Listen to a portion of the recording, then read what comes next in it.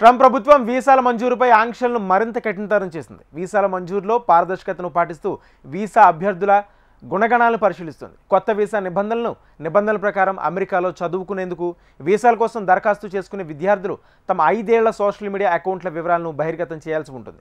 లేదంటే సదరు అభ్యర్థులు వీసా రద్దు చేసేస్తారు. సోషల్ మీడియా పోస్టింగ్స్ అమెరికా ప్రభుత్వానికి విధానాలకు ఏమాత్రం నెగిటివ్ అనిపించినా వారు అగ్రరాజ్యంలోకి అడుగు పెట్టడం అసాధ్యమవుతుంది. కొత్త నిబంధనలు విద్యార్థులకు ఆందోళన గురిచేస్తున్నాయి. అంకుల్ శామ్ చూస్తున్నారు, జాగ్రత్త. అమెరికా వీసాలకు దరఖాస్తు చేసుకునే విద్యార్థులు ఇక మరింత జాగ్రత్తగా ఉండాలి. గత 5 ఏళ్లలో వినియోగించిన అన్ని సోషల్ మీడియా ఖాతాల సమాచారాన్ని DS-160 ఫామ్లో తప్పనిసరిగా పొందుపరచాలి. ఒకవేళ ఆ వివరాలను పొందుపరచుకుంటే దరఖాస్తు తిరస్కరణకు గురయ్యే అవకాశం ఉంది. భవిష్యత్తులో వీసాలను పొందే ఛాన్స్ కూడా చేజారొచ్చు. FMJ కేటగిరీలకు చెందిన నాన్ ఇమిగ్రెంట్ వీసాలకు అప్లై చేసేవారికి భారత్లోని అమెరికా రాయబార కార్యాలయం ఈ మేరకు నూతన వీసా స్క్రీనింగ్ నిబంధనలను అమల్లోకి తెచ్చింది.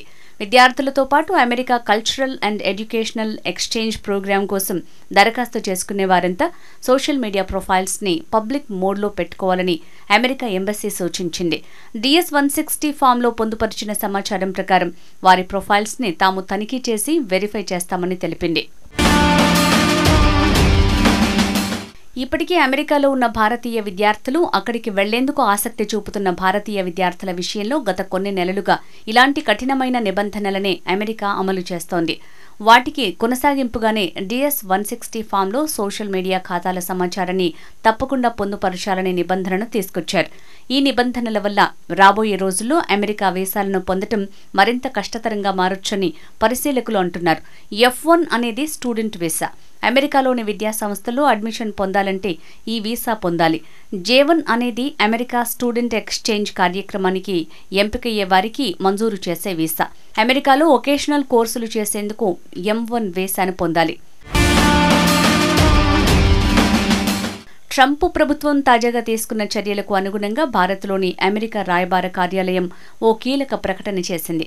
అందులో 2019 నుంచి యునైటెడ్ స్టేట్స్ వీసా దరఖాస్తుదారులు, వలసదారుల, వలసేతర వీసా దరఖాస్తు ఫారాలపై సోషల్ మీడియా ఐడెంటిఫైయర్లను అందించాలని కోరింది.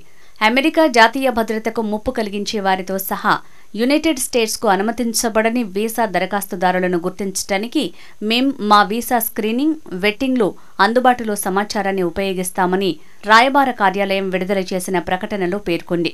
అమెరికా వీసాలకు అప్లై చేస్తున్న భారతీయ విద్యార్థుల్లో 95% మంది సోషల్ మీడియా ప్రొఫైల్స్ ని పబ్లిక్ మోడ్లోనే ఉంచుతున్నారు. మిగతా 4-5% మంది అమెరికాకు బదులుగా బ్రిటన్, కెనడా, ఆస్ట్రేలియాలకు వెళ్లే యోచన చేస్తున్నారని నిపుణులు చెబుతున్నారు. ఉదాహరణకు ఇటీవల నార్వేకు చెందిన 21 ఏళ్ల మాడ్స్ మికెల్లెన్స్ అమెరికాలో పర్యటించాలని అనుకున్నాడు. కానీ మాడ్స్ ఫోన్లో అమెరికా ఉపాధ్యక్షుడు JD వాట్స్ బట్టతలతో ఉన్న మీమ్ ఫోటో ఉంది. అంతే, ఆ ఫోటో దెబ్బకు అమెరికాలో పర్యటించే అవకాశాన్ని కోల్పోయాడు. మాడ్స్ తరహాలో భారతీయులు సైతం అమెరికాలో అడుగుపెట్టేందుకు రానున్న రోజుల్లో మరింత గడ్డు పరిస్థితుల్ని ఎదుర్కొనున్నారు. ట్రంప్ ప్రభుత్వం తాజాగా తీసుకుంటున్న చర్యలు అంతర్జాతీయ విద్యార్థుల్ని నియంత్రించే ప్రయత్నాల్లో భాగమేనని నిపుణులు భావిస్తున్నారు. ముఖ్యంగా గతేడాది అమెరికాలోని పలు కాలేజీ క్యాంపస్లలో యూదులకు వ్యతిరేకంగా, పాలస్తీనాకు అనుకూలంగా విద్యార్థులు ఆందోళనలు, ప్రదర్శనలు చేపట్టారు. నాటి నుంచి అంతర్జాతీయ విద్యార్థులపై ట్రంప్ ప్రభుత్వం కఠిన ఆంక్షలకు దిగింది. కానీ అమెరికా ప్రభుత్వం మాత్రం వీసా ప్రక్రియ సమయంలో సోషల్ మీడియా సమాచారాన్ని విశ్లేషించడం, జాతీయ భద్రతా చర్యలను బలోపేతం చేయటమే లక్ష్యంగా పెట్టుకున్నట్టు చెప్తోంది. వలసదారులపై మరింత కఠిన చర్యలకు ట్రంప్ కార్యవర్గం సిద్ధమవుతోంది. ఇందులో భాగంగా లక్షల మంది శరణార్థుల దరఖాస్తులను తిరస్కరించి వారిని వేగంగా బయటికి పంపేందుకు ఏర్పాట్లు చేస్తోంది. దేశంలోకి అక్రమంగా ప్రవేశించి ఆశ్రయం కోసం దరఖాస్తు చేసుకున్న వారిని అడ్డుకునేందుకు ఈ చర్యలు తీసుకుంటున్నట్లు CNN కథనం వెల్లడించింది. స్వదేశాల్లో అణచివేత, హింసకు గురైన వారు అమెరికా చట్ట ప్రకారం ఆశ్రయం కోరొచ్చు. ట్రంప్ అధికారంలోకి వచ్చిన తర్వాత అమెరికా దక్షిణ సరిహద్దుల నుంచి వచ్చి ఆశ్రయం కోరేవారిని పూర్తిగా అడ్డుకున్నారు. ప్రస్తుతం అమెరికా ఏజెన్సీల వద్ద 14.5 లక్షల శరణార్థుల దరఖాస్తులు పెండింగ్లో ఉన్నాయి. వీరందరి పరిస్థితి ఇప్పుడు అగమ్యగోచరంగా మారింది. మరోవైపు సైబర్ నేరగాళ్లతో జాగ్రత్తగా ఉండాలని వీసా దరఖాస్తుదారులను ఢిల్లీలోని అమెరికా దౌత్య కార్యాలయం హెచ్చరించింది. తాజాగా బెంగళూరుకు చెందిన ఓ ఇంజనీర్నే సైబర్ నేరగాడు B1, B2 non immigrant visa interview ముందుగానే ఇప్పిస్తామని మోసం చేశాడు. దీంతో అమెరికా వీసా దరఖాస్తు పోర్టల్లో వ్యక్తిగత వివరాలను, అర్హతలను షేర్ చేయొద్దంటూ దరఖాస్తుదారుల్ని అమెరికా ఎంబసీ సూచించింది. వీసా ఇంటర్వ్యూ తేదీ ముందుగానే వచ్చేందుకు ఎక్కువ ప్రాసెస్ ఫీజు చెల్లించాల్సి ఉంటుందని, ఎవరైనా చెప్తే నమ్మొద్దని వెల్లడించింది. ఈ విషయంలో బాధితుడికి అమెరికా ఎంబసీ నుంచి ఎటువంటి సాయం అందదని తెలిపారు.